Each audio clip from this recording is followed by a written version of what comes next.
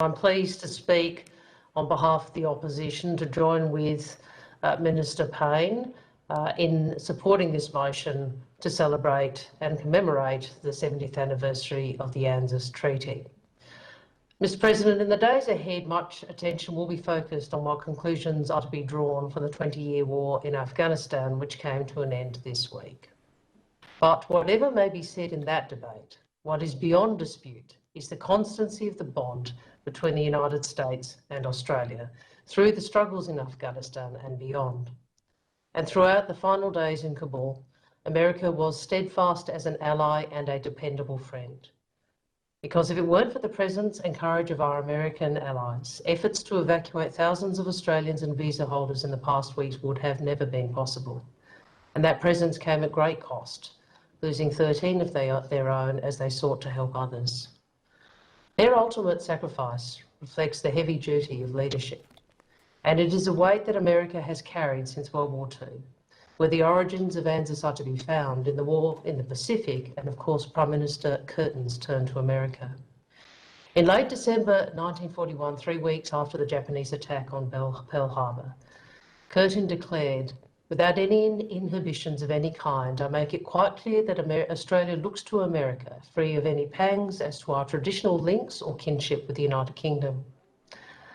Curtin was attacked by those who would become today's Liberal Party, and the American President Franklin Roosevelt was astonished because Curtin was ahead of the US in thinking about strategy and priorities for the war in the Pacific. The US 7th Fleet was formed in Brisbane in 1943, and Australia fought with the US in major sea battles of the Pacific. And General Douglas MacArthur used Australia as his launching pad for the Pacific land battles, which eventually saw the defeat of Japan. In armed conflicts over more than a century, the military forces of Australia and the United States have worked together to secure our shared strategic interests. And the vehicle that gives principal expression to our sense of common security purpose is the ANZUS Treaty, whose 70th anniversary we mark today.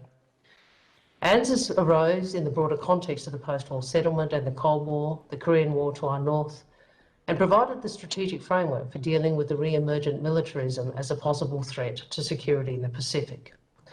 The treaty underwent a fundamental transformation at the hands of Bob Hawke's Defence Minister, my friend Kim Beazley, and his US counterpart Caspar Weinberger in the mid-1980s. They reoriented ANZUS from a threat-based agreement to one that focused on the strategic aspirations and purposes of both parties. Of course, thankfully, our partnership with the US is not as controversial today, and it has enduring bipartisan support, and much strategic cooperation has happened since. Looking forward, Australia's alliance with the United States sits at the centre of the 2020 Defence Strategic Update. With the US again engaged in a global force posture review, it is time for Australia to look again at our own posture to ensure that it fully meets the times, the last one having been conducted by the most recent Labor government, in which I was Minister. So I reiterate to the Senate Mr Albanese's announcement today that a federal Albanese Labor government will initiate a new force posture review upon coming to office. The Indo-Pacific would remain a key focus, and the review would ensure that the government is considering both long-term strategic posture and, given the fast-moving events in the region, short-term imperatives. And the review would also respond to the continued emergence of cybersecurity as a central challenge to Australia's strategic positioning in the coming decade. The relationship with the US is far deeper than a security alliance alone. The United States has been a core economic partner of Australia, and its importance only continues to grow. It remains our key capital investor, underpinning Australian innovation and driving both our countries to take advantage of emerging technologies. At the foundation of our shared economic prosperity is the global rules-based order, the systems, norms and institutions that guide the world's interactions and govern disputes. These are the rules of the road, and they are being tested in new ways. A global pandemic that continues to wreak havoc, terrorism and extremism that continue to find safe haven, the return of great power competition, the undermining of rules-based trade, the use of economic coercion for strategic ends. The US and Australia have been close allies in building and strengthening these rules of the road, including in our region. But we need to do more, and we can only do more with friends and partners. So we welcome the return of American leadership in the rules-based order under President Biden and his dedicated effort to repair alliances. I've said before that Australia's partnerships and leadership in the Indo-Pacific is our principal value add to the alliance.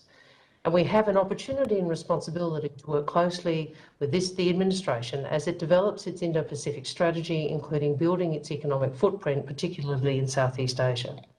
We must work with key partners such as India, Japan, Indonesia and other ASEAN nations, South Korea, the EU and others, to strengthen both economic engagement and to uphold the rules of the road. This is because, as much as America's role has changed, its unique capacity to offer balance in the region and leadership in the international order means it remains the indispensable power. Many of our neighbours want the balance that will come from greater US engagement, and they are clear that must be economic engagement as well as security partnerships. So we should be doing all we can to encourage the US to support Indo-Pacific regional pandemic recovery, reinforce ASEAN centrality and strengthen regional architecture. So we welcome the recent visits by Vice President Harris and Defence Secretary Austin to Southeast Asia and see these as important first steps in the US step up in the region. We hope to see this grow rapidly in recognition of the vital strategic importance of this region, and we must be prepared to step up our own engagement to support it. At a time when regional uncertainty is high, a deeper US commitment to ensuring all states have the capacity to protect their sovereignty is vitally important. And President Biden's early embrace of the Quad was a welcome development, and there will be much opportunity for further US-Australia cooperation in that context as well. While so much of the region's immediate focus is the response to COVID, its more profound concern is climate change, and how we address climate change demonstrates our engagement and alignment with our neighbours. It is, of course, in Australia's interests, as a continent highly vulnerable to the worst impacts of climate change, that we urgently apply ourselves to the task of reducing emissions, not only because the costs of climate change are so great for us, but also because the world's climate emergency is Australia's job opportunity. And because anything less would undermine Australian leadership in the region, leave vacuums for others to fill, and abandon those most vulnerable to the worst impacts of a changing climate. In the United States, senior leaders have talked for years about the security implications of climate change. We know it is having geostrategic and regional impacts, as well as direct impacts on defence systems, infrastructure and operations. Secretary of Defence Austin has already identified climate change as a top priority for the US military. At his Fullerton address in July this year, he described climate change as an existential threat and a challenge we must meet together, echoing what Pacific Island leaders have been saying for decades. The US military has acknowledged that climate change is not a future defence problem but an immediate challenge, and it is time that the Australia-US alliance reflected this reality. We should deepen our cooperation on climate change security issues. We should develop capabilities and shared responsibilities to respond to natural disasters, address humanitarian needs and mitigate the impacts of rising temperatures, particularly in our region. And we should cooperate on technological development to take advantage of the economic opportunity that comes from the shift to clean energy to deliver cheaper energy prices and facilitate an expansion of high-value manufacturing capability. This helps build economic resilience in the event of future shocks. So an Albanese Labor government would make comprehensive cooperation on climate change a hallmark of alliance cooperation, because we recognise that Australia's own action on climate change will shape our capacity to live in a region where our interests prosper in partnership with our neighbours and our American ally. And we recognise that this is central to the next phase of an alliance with the United States that Labor has always innovated and that reflects the abiding friendship, trust and affection between our peoples.